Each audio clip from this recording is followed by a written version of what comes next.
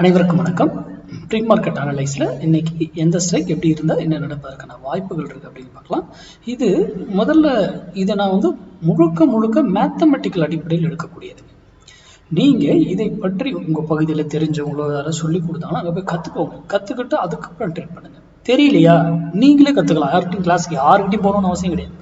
ஓனா நீங்களே ப்ராக்டிஸ் பண்ணணும். மார்க்கெட் கூட டிராவல் பண்ணணும். அப்போ வருடங்கள் ஆகும். அவ்வளோதான், வேற ஒன்றுமே கிடையாது. ஓகேங்களா? ஆப்ஷன் பைங்கிறது ரொம்ப சிம்பிளா பாருங்க. மார்க்கெட்டை சிம்பிளா பாருங்க, பெருசெல்லாம் பார்க்காதீங்க. நான் எப்பவுமே சொல்லுவேன், நம்ம கிளாஸ் செப்டம்பர் 15ஆம் தேதி ஸ்டார்ட் ஆகுது. ஆப்ஷன் கிளாஸ் விருப்பம் இருக்கிறவங்களுக்கு நான் எல்லாருக்குமே டீட்டெயில் கேட்டவங்களுக்கெல்லாம் வாட்ஸ்அப் அனுப்பியாச்சு. எனக்கு மெசேஜ் பண்ணி கேட்டுக்கோங்க. என் நம்பர் டிஸ்கிரிப்ஷன் பாக்ஸ்ல இருக்கு. முதல்ல நான் சிம்பிளா ஒரு இதை மட்டும் போட்டு விட்டுறேன். இது எல்லா ஸ்ட்ரைக்லையும் கொடுக்க முடியுங்க. இந்த ஸ்ட்ரைக்ல தான் கொடுக்கணும்னு அவசியம் கிடையாதுங்க. அனைத்து ஸ்ட்ரைக்லையும் இருக்கு வேல்யூஸ், அனைத்துலையுமே கொடுக்கலாம் நாம. ஓகேங்களா? அடுத்தது நான் பேசிக்ஸ்குள்ள போறதில்ல. இந்த intrinsic value, extrinsic value, IV, ஏற்கப்பட்ட விக்ஸ், இதெல்லாம் எது இருக்குங்க. அதை வச்சு என்ன பண்ண முடியும் சொல்லுங்க? அது எதுக்குன்ற நாலேஜ் வேணா நீங்க கேதர் பண்ணிக்கலாம். அதனாலதான் நான் பேசிக்ஸ்குள்ள போறதே கிடையாது. சிம்பிளா லெவலை மட்டும் போட்டு ஒரு 3 நிமிஷம் முடிச்சுட்டு போயிட்டே இருக்கேன். ஓகேங்களா?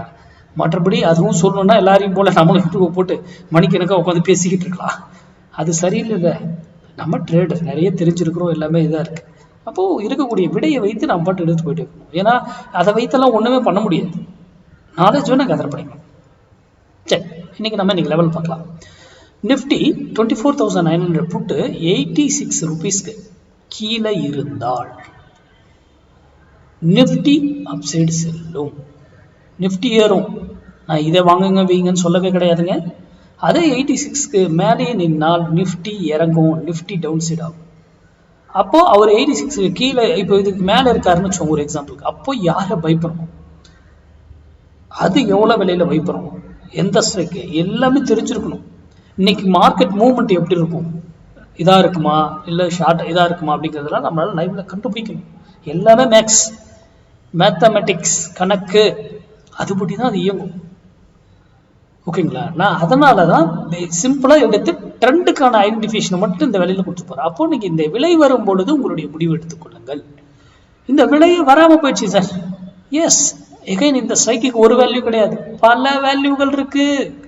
அது எங்க போனா என்ன செய்யுங்கிறது தெரியணும். ஒரு ஸ்ட்ரைக்கு ரிவர்சல்னு ஒரு பாயிண்ட் இருக்கு. அந்த ஸ்ட்ரைக் அந்த விலைக்கு போனா மார்க்கெட் அந்த ஸ்ட்ரைக் ரிவர்சல் ஆகணும். Either or upside or down side. அங்கதான் டிசிஷன் எடுக்கப்படும், அங்கதான் ட்ரெண்ட் மாற்றப்படும். இதெல்லாம் தெரியாம தயவு செய்து ஆப்ஷன் பையிங் பண்ணாதீங்க. தெரிந்து கொண்டு புரிந்து கொண்டு வர்த்தகம் பண்ணுங்க. நன்றி, வணக்கம், வாழ்க வளமுடன்.